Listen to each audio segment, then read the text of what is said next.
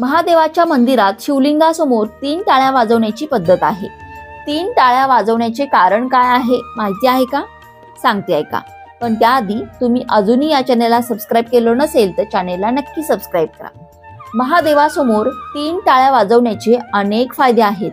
3 टाळ्या वाजवून आपली उपस्थिती म्हणजे आपले विचार, वेदना आणि दुःख परमेश्वरासमोर व्यक्त केले जातात। पहिली टाळी वाजवण्याचा अर्थ म्हणजे आपली उपस्थिती नोंदवणं। दुसरी टाळी वाजवण्याचा अर्थ म्हणजे आपले दुःख, वेदना यापासून मुक्तता मिळवण्यासाठी प्रार्थना करणं होय। आणि तिसरी टाळी वाजवण्याचा अर्थ म्हणजे हे देवा मला तुझ्या चरणी जागा दे असा होतो। पुत्रप्राप्तीसाठी भगवान श्रीकृष्णांनी भगवान शिवशंकरांची आराधना केली होती आणि 3 वेळा टाळी वाजवून भगवान शिवशंकरांची प्रार्थना केली होती असा उल्लेख पुराणात आढळतो। ओम नमः